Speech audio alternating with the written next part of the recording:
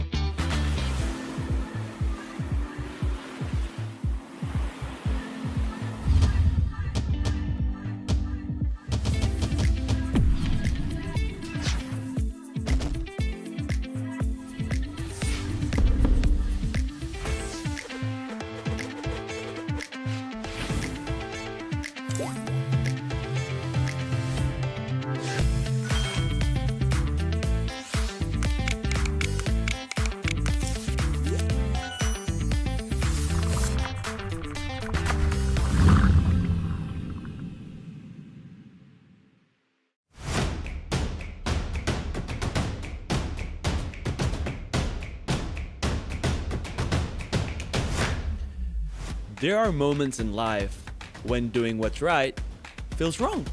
When your integrity is questioned, your kindness is taken for weakness, and your silence is misunderstood. You could fight back, you could prove them wrong, but instead, you choose to honor. Even when it hurts, you honor God. Even when it looks right in your own eyes, you wait for God's timing. Even when you're judged, forgotten, or betrayed, you believe that God Himself will defend you. Honor is not weakness. It's strength under control. It's faith that says God sees what others don't. You don't honor because they deserve it. You honor because He is worthy. And when you choose to honor, heaven moves on your behalf. So keep your heart pure, keep your hands clean, because in the end, those who honor will be the ones God lifts up in His perfect time.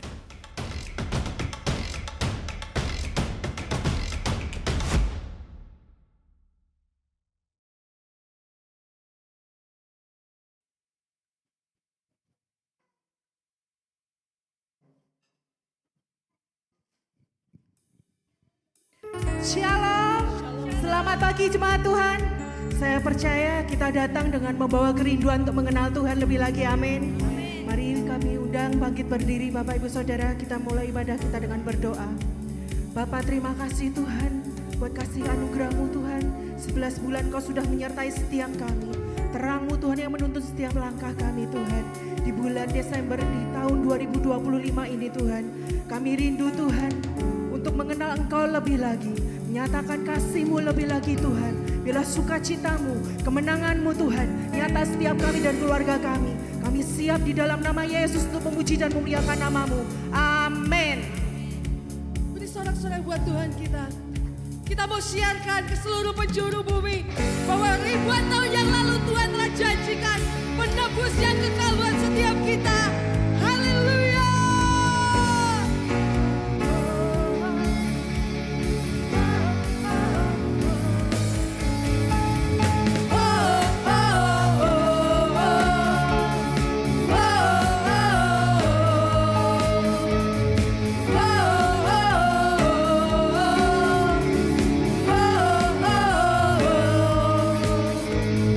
Hai, siarkan di gunung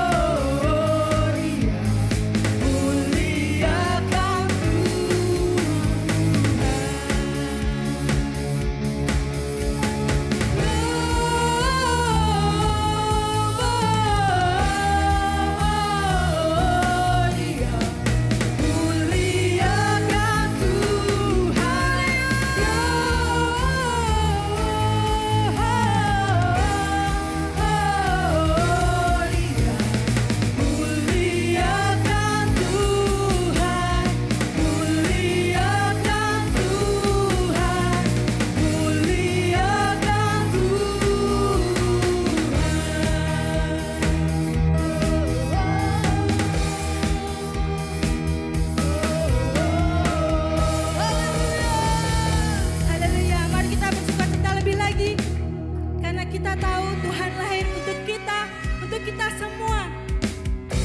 Kami mau rayakan gloria bagi-Mu Tuhan.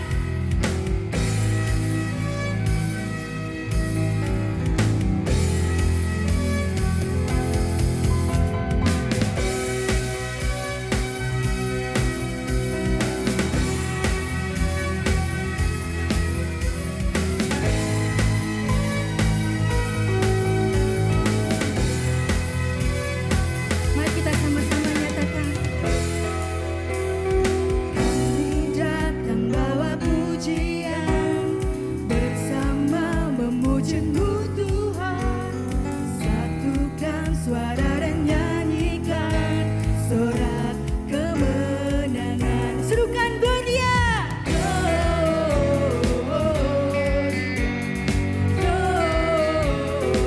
Gloria, besar Tuhan, ditinggikan di atas segalanya. Amin. Gloria,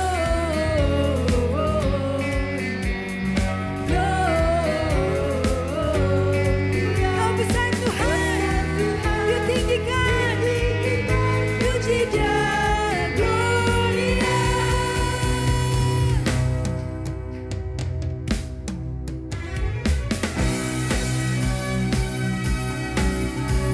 Sungguh kami bersyukur Tuhan buat kasih-Mu. Bahkan Kau lahir ke dunia untuk menebus setiap kami Bapa.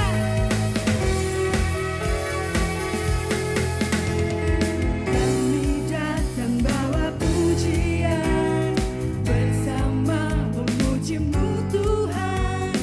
Satukan suara dan nyanyikan sorak kemenangan. Kami datang bawa pujian, bersama-Mu Tuhan. Bersama memuji-Mu Tuhan. Satukan suara dan nyanyikan sorak kemenangan. Nyatakan gloria.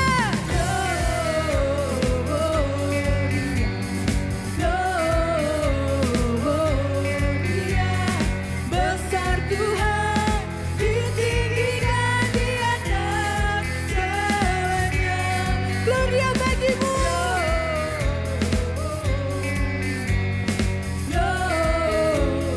Gloria, besar Tuhan, ditinggikan, puji dan gloria. Ada amin bahwa Tuhan kita dahsyat. Mari kita bersorak-sorai lebih lagi. Hanya satu nama, Dialah Tuhan kami, Yesus Kristus. Kami mau datang ke hadirat-Mu Tuhan. We give You glory, we give You honor, we give You praise for all that You are. We give You glory, we give You honor, we give You praise. Gloria, we give You glory, we give You honor, we give You praise for all that You are.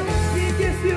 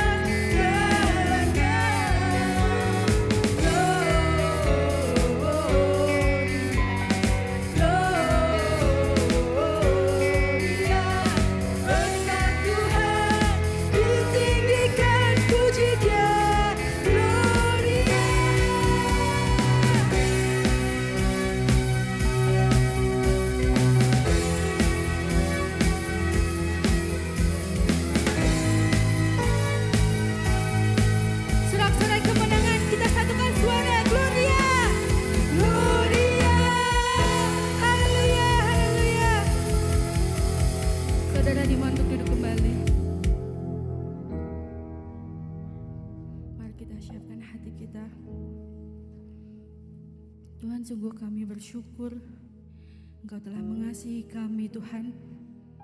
Bahkan Engkau datang ke dunia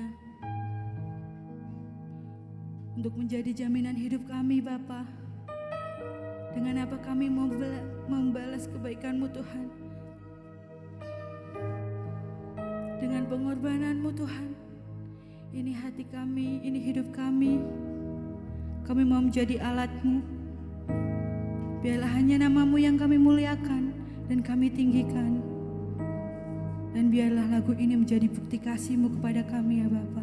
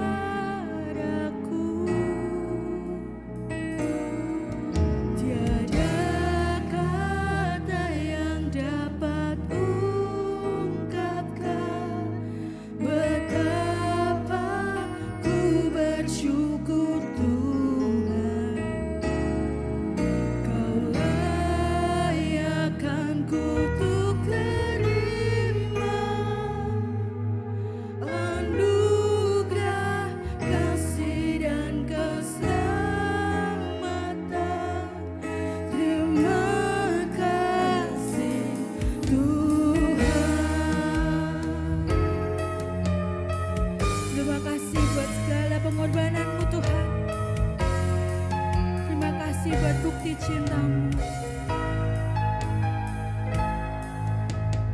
Darah-Mu dicurahkan menggantikan nyawaku. Kau mati biar ku hidup. Bukti kasih-Mu padaku.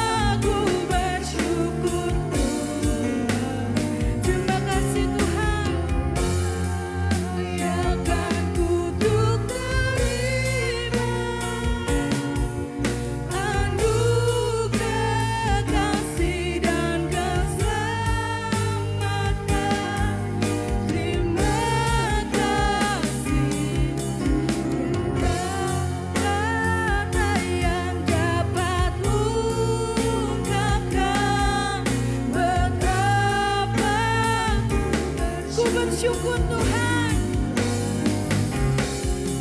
Kau layakkan hanya duka-Mu,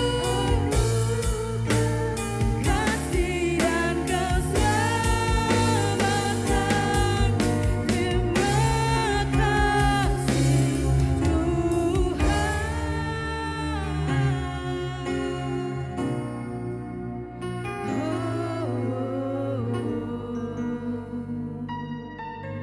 Terima kasih Tuhan.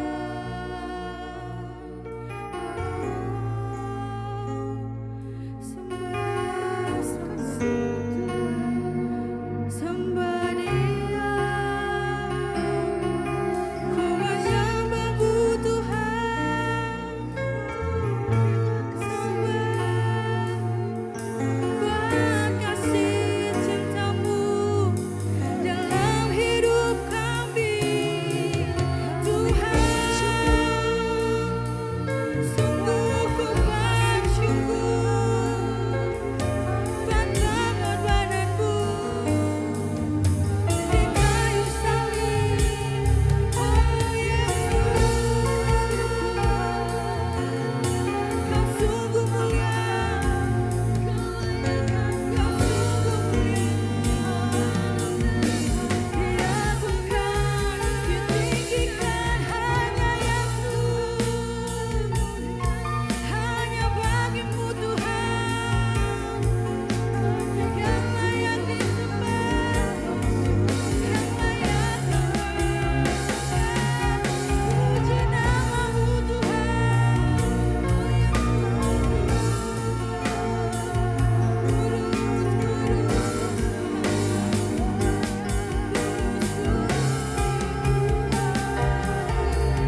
Hati kami limpah dengan syukur, sebab Kaulah yang baik, Kaulah yang baik di hidupku, ya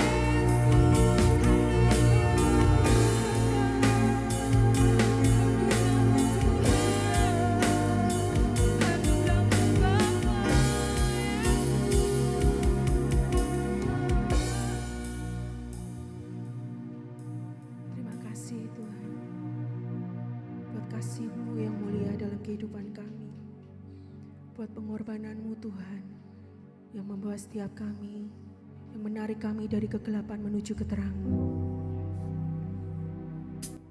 Hosana, Hosana, terima kasih Yesus. Kami mengucap syukur buat anugerah keselamatan yang sudah Tuhan berikan atas setiap kami. Ini kami Tuhan, ini ucapan syukur kami buat kasih-Mu, buat pengorbanan-Mu, buat cinta-Mu, buat penyertaan-Mu, buat kesetiaan-Mu Tuhan, buat kegigihan-Mu Tuhan atas setiap kami. Kami mengucap syukur Tuhan buat setiap rencana-rencana yang indah dalam kehidupan kami Tuhan.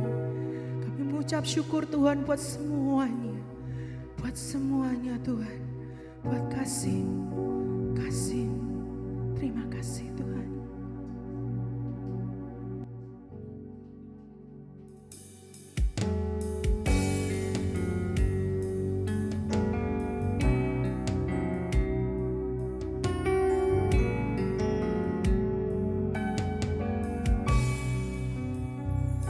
Kasih Tuhan sungguh mulia, tulus dan sempurna mengasihiku. Pengorbanan di Kalvari sungguh berharga, Kau tebus dosaku. Terpujilah Tuhan Yesus, ditinggikan di atas pujian. Dari dalam lubuk hatiku, ku sujud dan berterima kasih.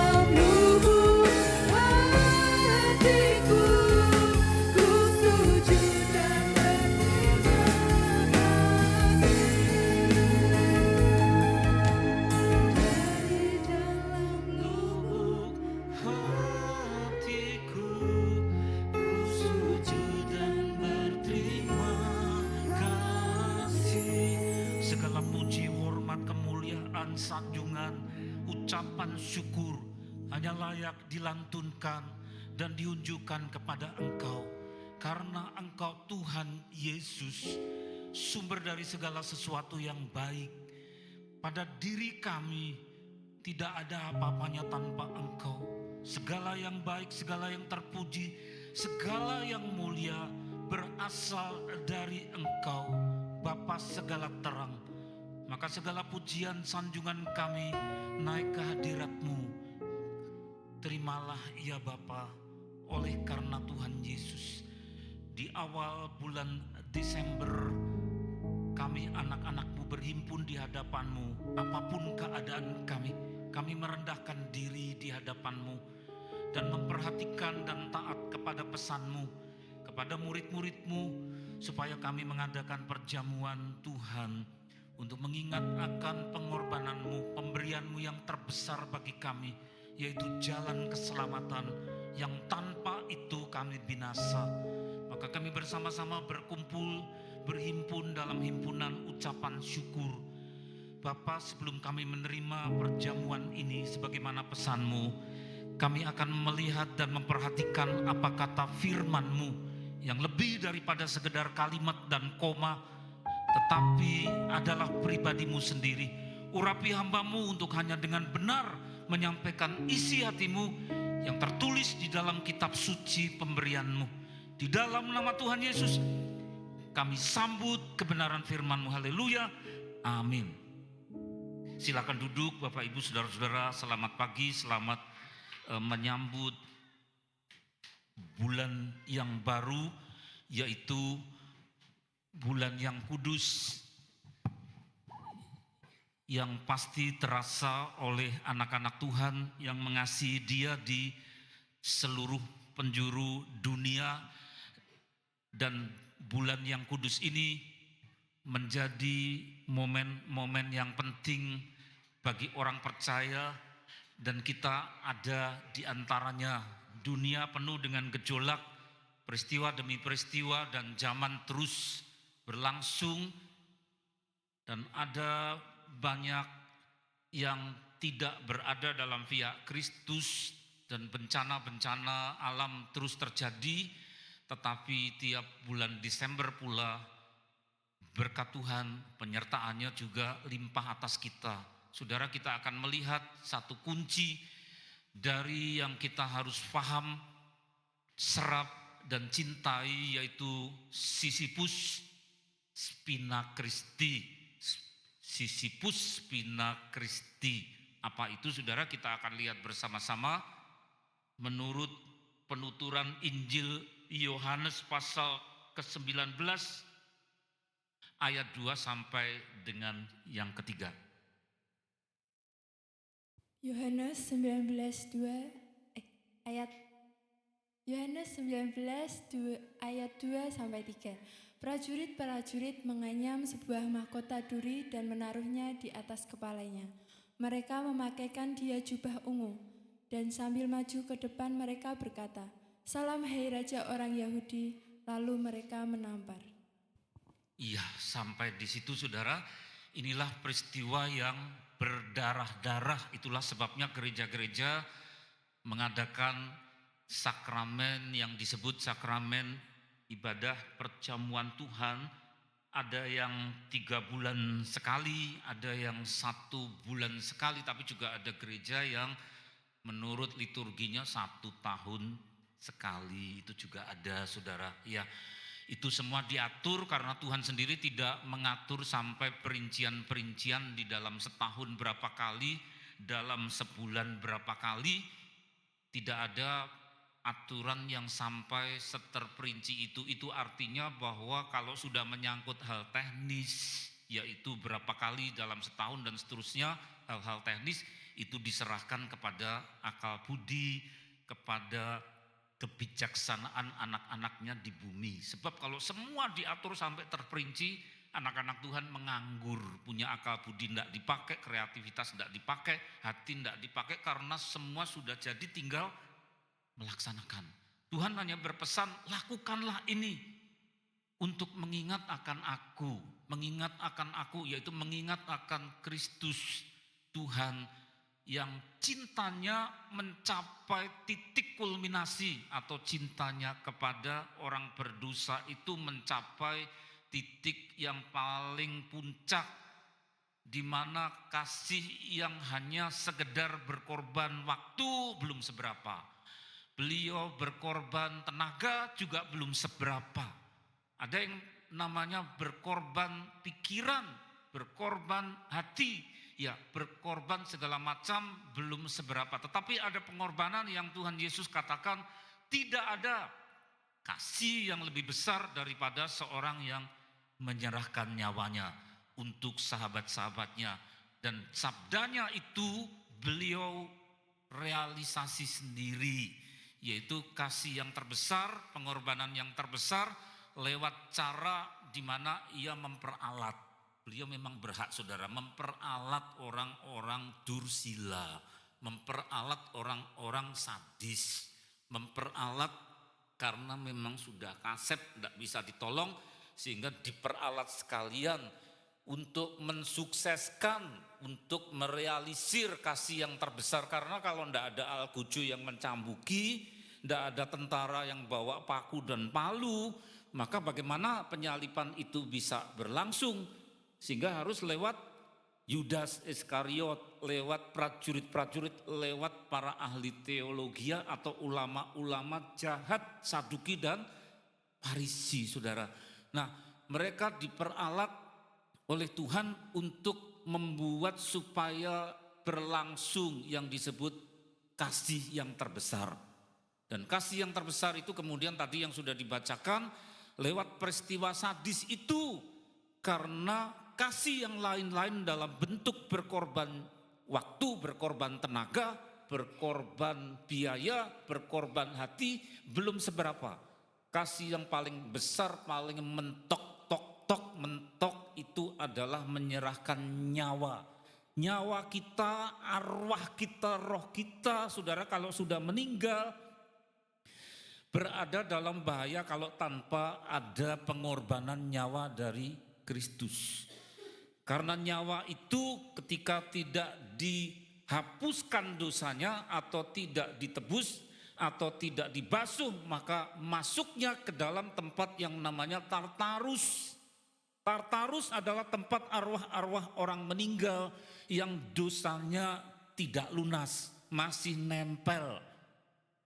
Sehingga matinya bukan naik ke dalam kerajaan surga, tetapi turun ke dalam pusat bumi.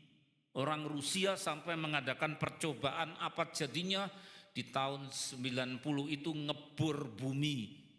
Di bawahnya tempat sumber air, bawahnya apalagi ada macam-macam lapisan, sampai kemudian itu tempat minyak dan seterusnya, dibor terus. Dan itu memakan waktu lama sekali sampai kemudian di titik yang paling rendah bor itu disambung-sambung. Di daerah Siberia mereka kemudian memasang alat mikrofon yang sangat sensitif untuk mendengarkan bunyi apa ya di bagian bumi yang paling dalam. Mereka terperanjat, mereka merasa ngeri karena dari rekaman terdengar seperti jutaan orang yang menjerit-jerit di dalam penderitaan. Lalu kemudian ditutup, ya tidak ada yang berani untuk meneruskan, sehingga kemudian ditimbun lubang itu. Saudara, itulah yang dimaksud sebagai penderitaan roh orang-orang yang sudah meninggal karena tidak lunas hutang dosanya itu. Karena dosa adalah hutang, dan ketika tidak lunas maka kemudian ganjarannya adalah masuk ke dalam Tartarus, yaitu dunia orang mati yang penuh dengan penyiksaan, dan ada kesadaran bahwa mereka tidak bisa keluar dari situ. Frustrasinya adalah frustrasi yang tidak ketulungan, saudara. Itulah sebabnya Tuhan berbelas kasih kepada penduduk bumi ini yang terancam masuk ke dalam Tartarus. Tartarus itu kalau sudah akhir zaman, saudara, akan dicongkel. Begitu dicongkel tempat orang-orang menjerit-jerit tadi, kemudian dilemparkan ke dalam Gehenna. Di dalam kitab suci diterjemahkan menjadi lautan api yang kekal. Jadi ada tempat orang-orang meninggal disiksa yang namanya Tartarus, tapi pada akhir zaman Tartarus dengan segala isinya dibongkar semua, dilemparkan ke tempat yang lebih besar, namanya adalah lautan api Gehenna. Betapa mengerikan. Baru bayangkan saja sudah kita bisa frustrasi. Ada orang yang dikasih lihat dari jauh tidak tahan, saudara. Karena begitu mengerikannya, baru suruh lihat saja sudah Tuhan saya tidak tahan. Dikembalikan ke bumi. Sudah berapa banyak orang yang diajak jalan-jalan untuk melihat tempat tersebut. Belum lautan api, tetapi baru tempat orang meninggal yang tidak selamat. Tanpa darah Kristus, tanpa luka-luka Kristus, orang binasa. Itulah sebabnya ada peristiwa sadis, ngeri dalam Yohanes 19 ayat 2, itu kuncinya cuma satu itu. Ya. Prajurit-prajurit itu yang tadi kita melihat sebagai orang-orang bengis yang diperalat oleh Tuhan. Meskipun tidak semua prajurit mau, pasti ada yang terlalu sensitif, wah saya enggak sekejam itu. Tapi ini jelas orang-orang yang sudah keterlaluan. Prajurit-prajurit menganyam sebuah mahkota duri. Jadi mereka ingin berapresiasi mengenai bakatnya, sebenarnya punya bakat-bakat potensi seni, tetapi seninya seni yang sadis. Evil art, ya. Evil art, art itu seni, evil itu kejahatan. Karena seninya adalah seni, ini saya punya hasil seni yaitu merakit, merangkai apa yang disebut ranting-ranting yang keluar durinya itu dirakit. Loh, karya seni, mahkota dari duri, ya. Seni tetapi kejam, seni tetapi jahat. Maka namanya saya menyebut evil art. Ya, saudara, itu orang jahat punya apresiasi seni tetapi diwujudkan dalam bentuk yang tidak layak dan berdosa. Evil art dan juga evil entertainment, karena ketika itu dianyam, dibenamkan pada kepala Kristus. Bers. Saudara bisa membayangkan gimana kulit yang tipis ini penuh dengan pembuluh darah pasti pecah dan keluar darah. Dan ketika menembus kulit dan daging, maka ujungnya yang lancip kena pada tengkorak, betul enggak? Sudah sakit pada kulit dan daging, tetapi kemudian ditambah tulang-tulangnya tengkorak juga sakit karena duri-duri panjang itu dibenamkan menjadi mahkota duri. Mereka memakaikan dia jubah ungu. Jadi bukan hanya evil art, seni yang jahat, tetapi juga evil entertainment atau mungkin evil extravaganza. Ini lo tontonan ya. Masuk kerja jadi prajurit terus jenuh, kita butuh hiburan yuk. Tapi hiburannya adalah hiburan yang berdosa. Mereka tidak sadar siapa yang mereka permainkan seperti itu dengan cara jadikan tontonan. Yuk kita pasang jubah ungu. Jubah ungu, di situ kami tulis dengan huruf ungu atau lilac. Karena jubah ungu itu menunjuk kepada jubah raja. Engkau kan raja toh, pakaikan ini jubah ungu. Dan ada mahkota, mahkota raja tetapi bersifat olok-olok. Mok atau ejekan, saudara, mok atau olok-olok. Begitu juga jubah raja. Sambil maju ke depan mereka berkata salam, hai raja orang Yahudi. Jadi pura-pura acting untuk menaruh hormat. Tetapi sebenarnya itu adalah ejekan. Sesudah membungkuk hormat raja kemudian plak menampar. Satu bentuk dari bikin hiburan sendiri, entertainment yang berdosa, entertainment yang sadis. Dulu ada kaisar Roma yang senangnya sadis-sadis sampai membuat pengorbanan nyawa pegawai-pegawainya, ya. Dan kaisar itu sudah gila, saudara. Nah, kita tidak bahas itu, tetapi prajurit-prajurit inilah yang Tuhan peralat. Nah, saudara yang dikasih oleh Tuhan, Yohanes 19 ayat 2 dan 3 ini paradoks. satu bentuk dari paradoks stage. Stage itu ini apa? Panggung. Paradoks stage, panggung yang paradoks. Paradoks itu dalam satu saat ada arah panah ke sini, tapi juga bersamaan ada arah ke sana. Paradoks. Di satu sisi mereka mengejek, menghina, melecehkan, mengolok-olok Tuhan Yesus. Tetapi mereka tidak sadar bahwa dalam alam roh Tuhan memang mengizinkan itu terjadi untuk menunjukkan dan untuk menampilkan satu bayangan tentang raja yang sesungguhnya. Bahwa yang mereka sedang olok-olok, mereka permainkan secara tidak layak, saudara, itu justru mempertegas siapa Tuhan Yesus yang adalah raja sungguhan. Mereka memasang jubah ungu yang hanya untuk olok-olok, mereka tidak sadar bahwa memang beliau raja tulen, raja yang sesungguhnya. Karena raja yang sesungguhnya, saudara, itu beda dengan raja-raja yang lain yang karena kekayaannya, karena kuasa politiknya, karena besar wilayah dan sumber daya alamnya, bisa memberi bermacam-macam kemakmuran untuk rakyat sehingga negerinya bisa dimakmurkan melalui suatu pemberian, melalui suatu pemerintahan yang bijak. Tetapi raja di atas segala raja, King of Kings, beda.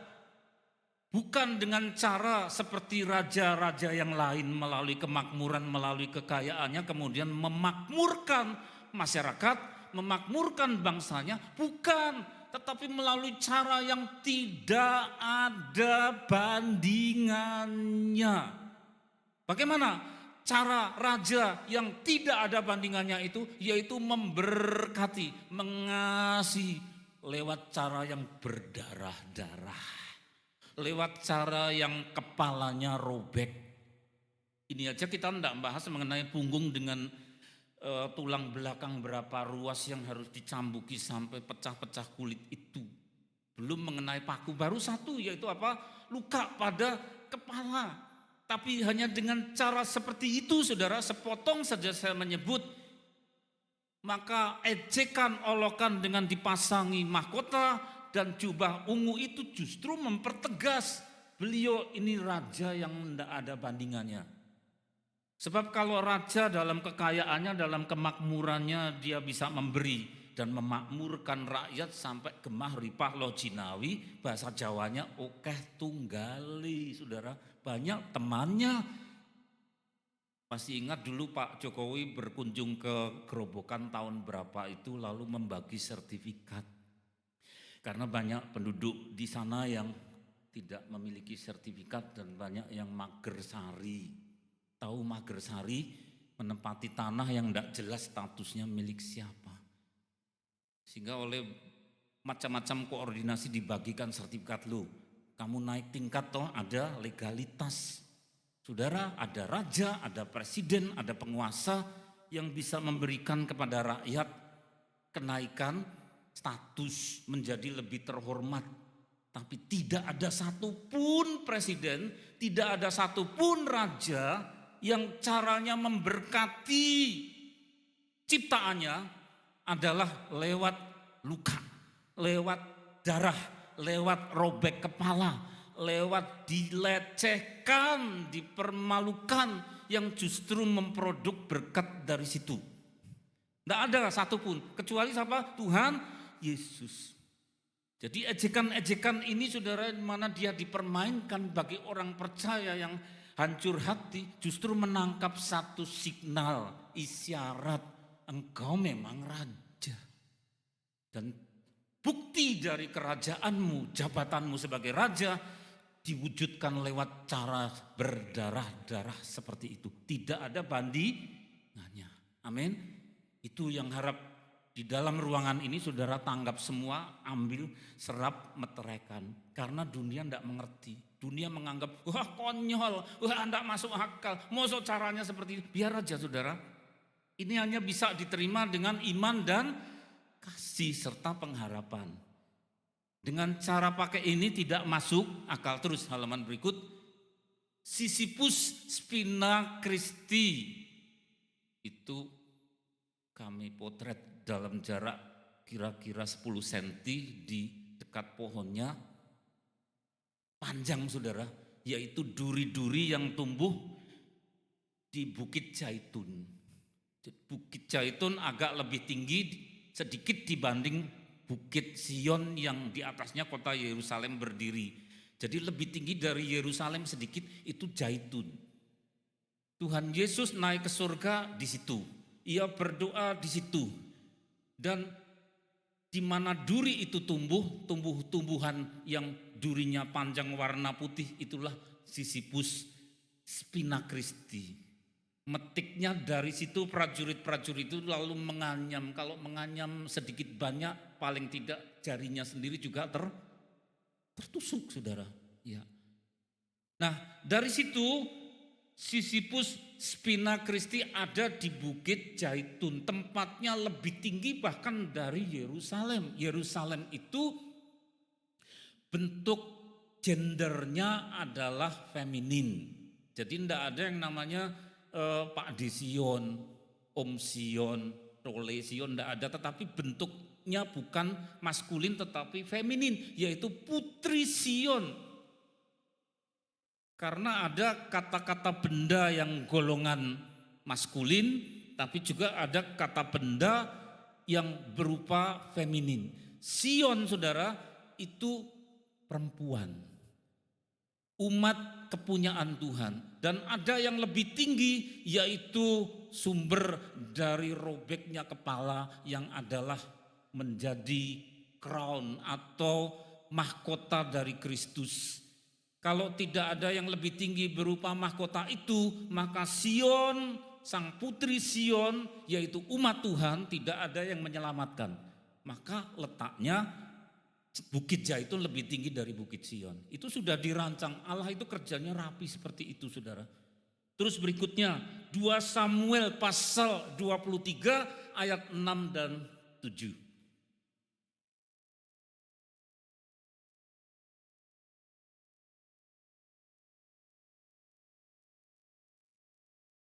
Tetapi orang-orang Dursila mereka semuanya seperti duri yang dihamburkan. Iya. Sesungguhnya mereka tidak terpegang oleh tangan. Tidak ada orang yang dapat mengusik mereka kecuali dengan sebatang besi atau gagang tombak. Dan dengan api mereka dibakar habis. Nah itu saudara, tapi itu bukan urusan kita, tapi Tuhan sudah tahu. Kalau Tuhan memperalat orang jahat, si orang jahat untuk mensukseskan penebusannya yang sadis itu, pasti yang diperalat orang yang tak bisa ditolong. Bahasa Jawanya wes kasep saudara, sudah begitu jauh.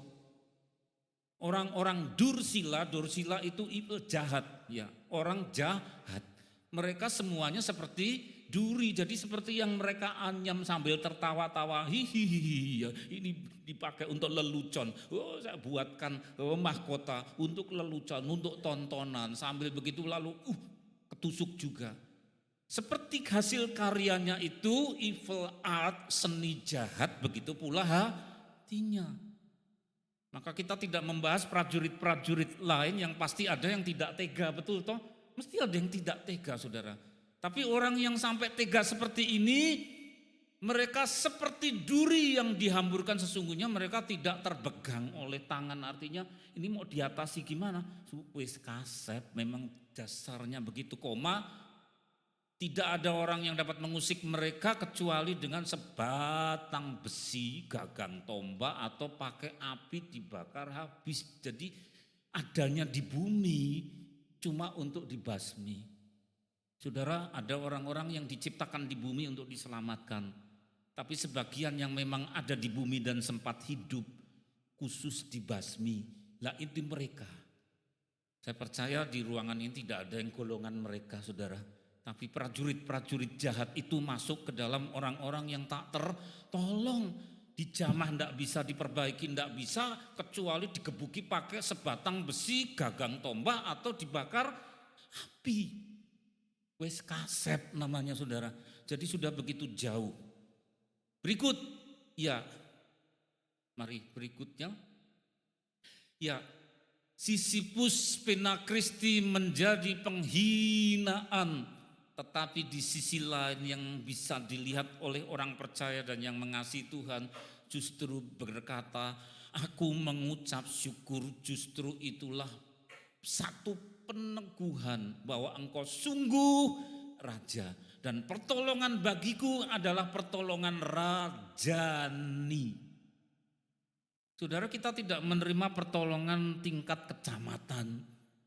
Untuk masuk ke dalam kerajaan surga itu tidak bisa kita ditolong lewat jasa-jasa tingkat kabupaten, tidak bisa.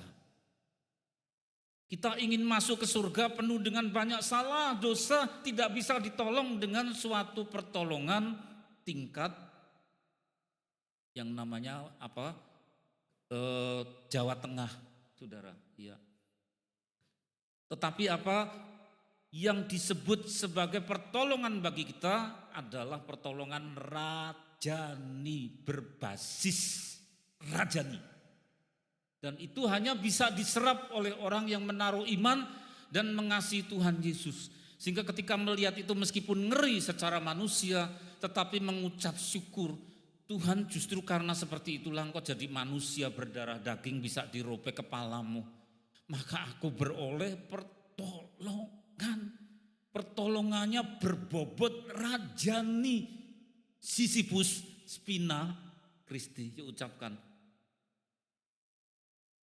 Ya, tanaman berduri yang panjang. Tanpa itu kita binasa. Karena dapatnya cuma pertolongan tingkat kelurahan, kecamatan, gubernuran, ya saudara. Gak bisa masuk ke surga. Kecuali satu itu, raja yang berdarah-darah. Mari kita lihat 2 Korintus pasal 12 ayat 7. Ya. 2 Korintus pasal 12 ayat 7. Dan supaya aku jangan meninggikan diri karena pernyataan-pernyataan yang luar biasa itu, maka aku diberi suatu duri di dalam dagingku, yaitu seorang utusan iblis untuk menggocoh aku supaya aku jangan meninggikan diri. Iya. Jadi ternyata bukan hanya Tuhan Yesus Kristus penebus kita saja yang memperalat si jahat untuk dibiarkan melukai dia sehingga dia sukses melakukan penebusan. Tetapi anak-anaknya, hamba-hambanya, termasuk orang yang sudah sepuh itu, dia menderita hidupnya, saudara. Dia berkata di ayat berikutnya, sudah 3 kali, bukan sekali loh, sudah 3 kali aku berseru kepada Tuhan supaya utusan iblis itu mundur daripadaku. Utusan iblis apa? Yaitu duri dalam daging. Bukan duri dalam roh, bukan. Daging berarti tubuhnya itu mengalami penderitaan. Samar-samar di beberapa surat yang bertebaran dari yang ditulis oleh Bapak Paulus ini, saudara, dia pernah berkata, sekalipun engkau menyumbangkan mata engkau buat saya dan seterusnya. Oh, berarti dia punya masalah sakit pada penglihatannya. Sudah 3 kali aku berseru kepada Tuhan, tapi Tuhan menjawab apa? Cukuplah kasih karuniaku bagimu. Justru dalam kelemahanmu lah kuasaku jadi sempurna. Jadi ada doa-doa yang memang tidak dikabulkan, hambanya dibiarkan dalam keadaan dagingnya itu mengalami penderitaan. Karena duri dalam daging. Paulus tahu dari mana asalnya duri dalam daging, yaitu seorang utusan iblis, sumber dari penyakit itu, saudara. Yang menyebabkan dia menderita. Tapi Tuhan tidak ambil. Karena apa? Tuhan ngerti yang terbaik untuk Paulus. Karena justru dalam penderitaanmu lah kuasaku jadi sempurna. Apa artinya? Artinya justru dalam keadaan seperti itu dia tiap hari terus bersandar sama Tuhan. Tiap hari terus menyapa Tuhan. Tiap hari terus memeluk kaki Tuhan Yesus. Tuhan paling ngerti akan watak manusia. Kalau diberi longgar sedikit mungkin Paulus sudah tidak andalkan Tuhan, saudara. Sehingga yang terbaik bagi dia seperti itu Tuhan ngerti. Maka kemudian kalau saudara membaca bisa dijadikan PR di bawahnya. Duri dalam daging yang adalah utusan iblis dalam batas tertentu Tuhan biarkan. untuk menggocoh atau untuk meninju, memukuli anak-anak Tuhan. Dibiarkan ya. Supaya apa? Orangnya bersandar terus mengandalkan Tuhan. Nah, ada dalil yang seperti ini yang terus terang adalah makanan keras, enggak enak didengar Saudara.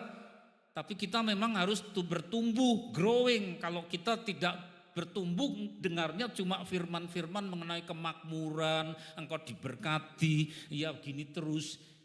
Sehingga ada yang namanya teologia kemakmuran, Saudara. Orang hanya mencari, senang aku ke gereja biar apa? Biar diberkati, kayak anak kecil aja. Aku ke sana biar dikasih permen. Tapi bagaimana engkau mengenal penebusmu? Orangnya enggak peduli. Bagaimana engkau mengerti akan jalan-jalan Tuhan di mana tidak semuanya manis? Orangnya tidak mengerti. Maka dia terus jadi Kristen kanak-kanak. Maka ini makanan keras, 2 Korintus 12 ayat 7. Orang Kristen selalu punya salibnya sendiri-sendiri. Di mana jalan sudah lurus, sudah taat, tapi kok mengalami ini ya Tuhan? Aku sudah taat Tuhan, ya ikut jalanmu, kok mengalami ini yang bukan salahmu. Tapi kalau memang dari ulah saudara yang tidak karu-karuan, ya memang harus bertobat, bukan yang ini. Ya. Tetapi ketika orang ini sudah setia, begitu banyak orang Kristen juga menangis, kok hidupku seperti ini toh Tuhan. Duri dalam daging. Yang oleh karena Tuhan punya kebijakan, supaya yang bersangkutan itu terus bersandar. Dan menangis terus berseru kepada Tuhan sehingga duri itu tidak dicabut. Itu namanya Tuhan juga memperalat duri utusan iblis. Tapi untuk kebaikan kita. Di dalam perut kita ini juga tidak hanya yang baik-baik saja, tapi ada yang namanya bakteri di dalam kolon usus besar. Di sini agak ke kiri ya saudara. Tapi bakteri tersebut namanya jelas bakteri, tetapi untuk membantu pencernaan dan pembuangan. Sehingga orang heran, masa dalamku ada bakteri, berarti aku sakit. Enggak, memang harus ada itu, membantu pencernaan. Saudara, orang hidup juga ada iblis, ada setan-setan yang memang dalam batas tertentu dibiarkan. Justru untuk kebaikan si Kristen itu. Bisa dimengerti saudara, terus berikut. Ulangan pasal 33 ayat 16 ya. Dan dengan yang terbaik dari bumi serta segala isinya, dengan perkenanan Dia yang diam dalam semak duri, biarlah itu semuanya turun ke atas kepala Yusuf, ke atas batu kepala orang yang teristimewa di antara saudara-saudaranya. Iya saudara, itu namanya berkat Yusuf turun ke atas batu. Agak sukar ya terjemahnya, kok batu sih, tengkorak. Bahasa Jawa apa, totok ini tuk-tuk-tuk ya. Yang kalau orang nakal diketak saudara. Kenapa turun ke atas kepala orang namanya berkat Yusuf, tapi juga sampai kepada orang-orang Kristen.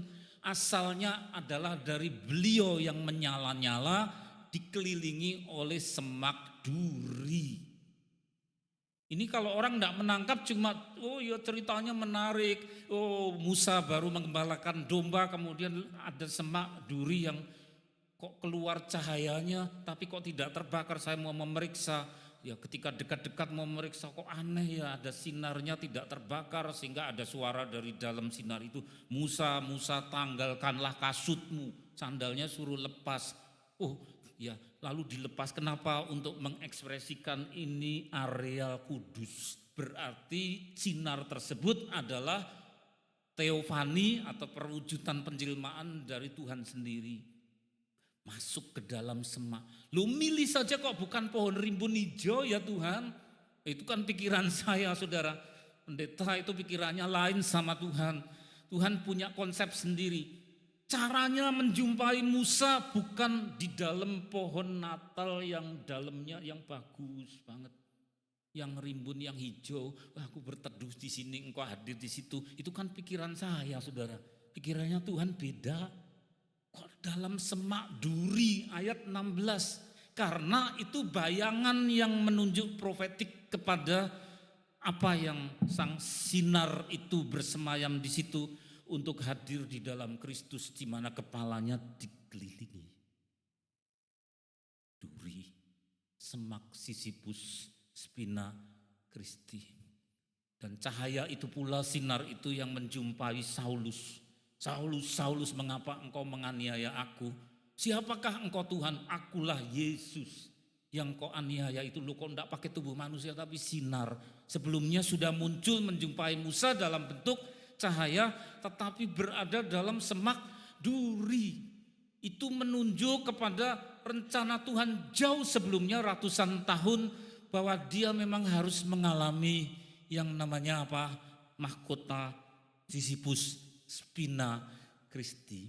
Karena dari situlah pangkal atau simpul di mana dia mau memberkati kita dengan cara yang berdarah-darah, robek, koyak, tapi justru di situ dia menunjukkan keaslian dari kerajaannya, bahwa dia memang real King of Kings.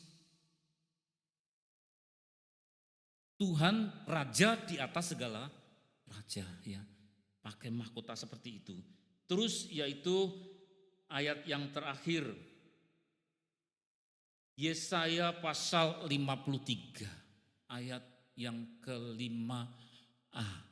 Tetapi dia tertikam oleh karena pemberontakan kita, bawahnya bersama-sama, dia diremukkan oleh karena kejahatan kita. Saudara, kenapa durinya tidak dipasang di bahu? Kenapa durinya tidak dipasang di punggung, ceres begitu, nempel? Kenapa durinya tidak dipasang di dada, ceres keluar darah? Kenapa di kepala dia diremukkan? Salah satu yang remu adalah kepalanya diberi Sisyphus Spina Christi. Karena kepala penduduk bumi ini yang disebut tadi batu kepala penuh dengan sumber kejahatan. Ada yang disebut sebagai ideologi-ideologi, paradigma-paradigma, prinsip-prinsip, ya, mindset-mindset yang berdosa. Ada kegilaan-kegilaan adiktif di dalam kepala. Yang mana semuanya itu tempat bersarang iblis. Itulah sebabnya Tuhan Yesus dilukai kepalanya. Oleh karena isi kepala kita ini penuh dengan dosa, maka yang diremukkan adalah kepala dia. Adakah ucapan syukur? Saudara, orang menaruh iman akan berkata, Tuhan, ku serahkan kepalaku. Karena dari sinilah ide-ide jahat, ide-ide tidak taat. Bahkan ketika ketidaktaatan itu belandang jauh menjadi psikopat, kelainan perilaku, sudah ngerti melanggar terus saja, ya, tidak peduli aturan. Kepala, maka kepala beliau robek. Mari ucapkan syukur. Syukur, syukur, syukur bagimu. Tutup mata, ucapkan syukur. Karena Tuhan Yesus kalau tidak diremuk-remuk kita binasa. Syukur, terima kasih Tuhan, oleh kuasa darah-Mu Kau telah tebus dosaku. Kekudusan-Mu melingkupiku. Kasih-Mu mengalir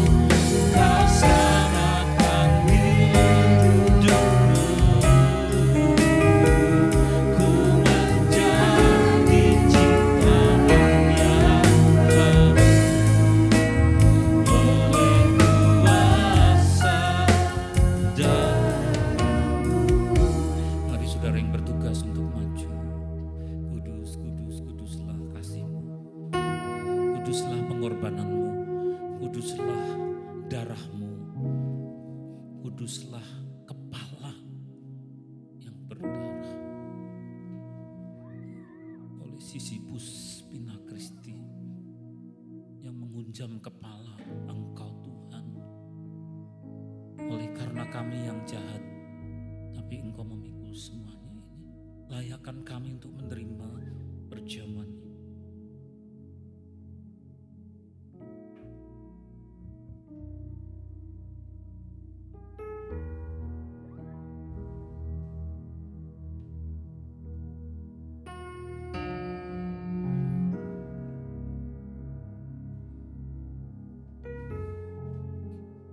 Syukur.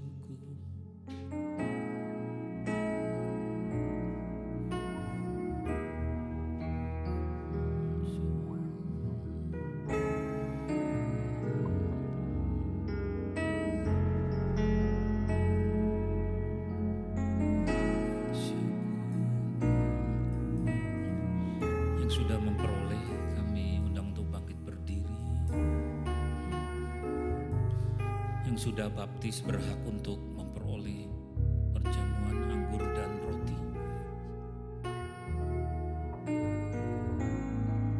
Kudus, kudus, kudus, kudus,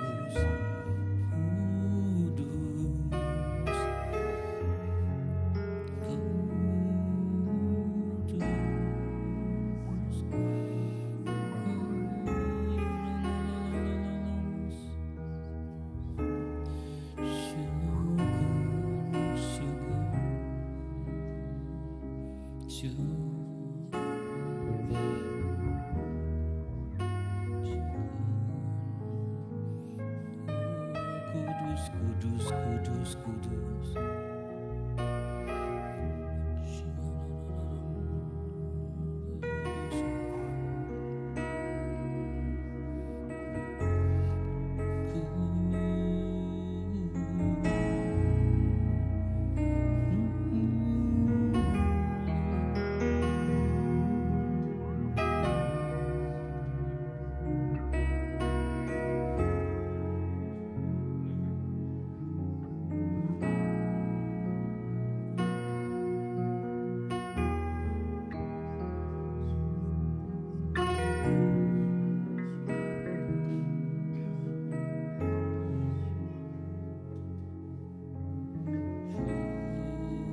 Kudus, kudus, syukur.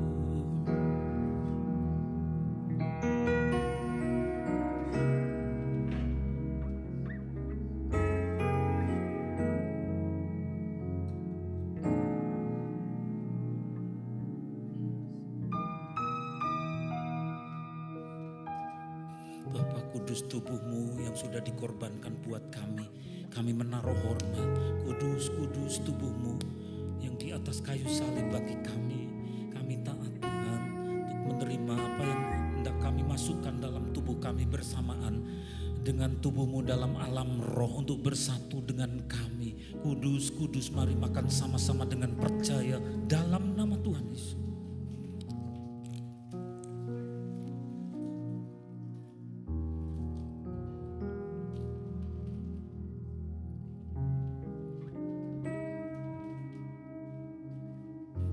Kami angkat cairan merah ini sambil mengingat akan darah-Mu, darah perjanjian yang ditumpahkan untuk pengampunan dosa semua orang percaya.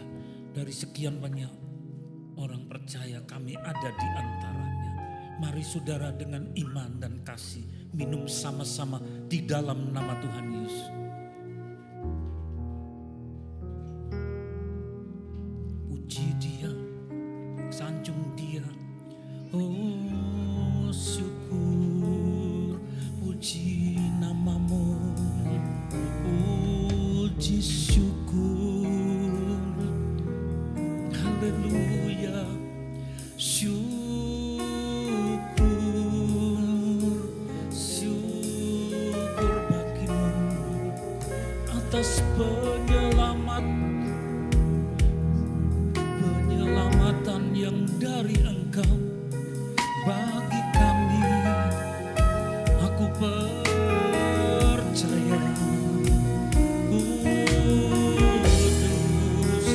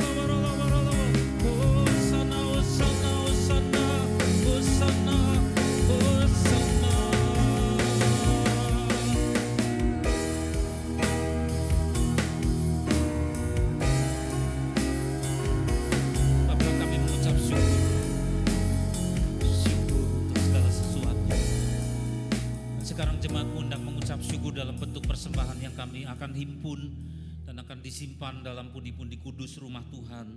Engkau berkati, Engkau sucikan di dalam nama Tuhan Yesus.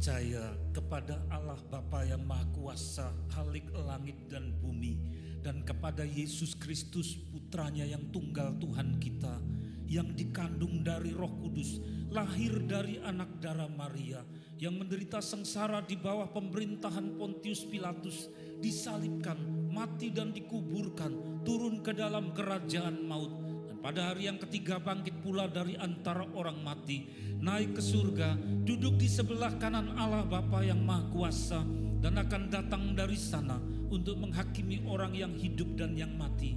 Aku percaya kepada Roh Kudus, gereja yang kudus dan persekutuan orang-orang kudus, pengampunan dosa, kebangkitan orang mati, dan hidup yang kekal.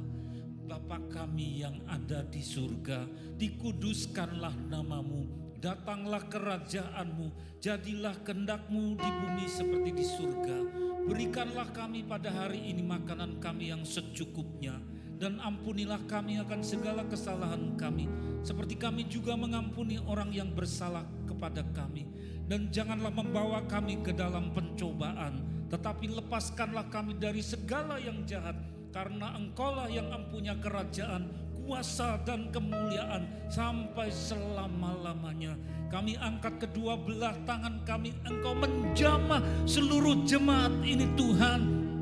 Jamahan kasih-Mu, jamahan pengampunan-Mu, jamahan keperkasaanmu, jamahan penghiburan-Mu, jamahan penggembalaan dan pengajaran-Mu. Dalam nama Allah Bapa di surga, kasih karunia Tuhan Yesus dan persekutuan bersama dengan Roh Kudus saat ini sampai Tuhan datang kedua kali, sampai selama-lamanya. Kami yang percaya berseru bersama, amin. Tuhan berkati.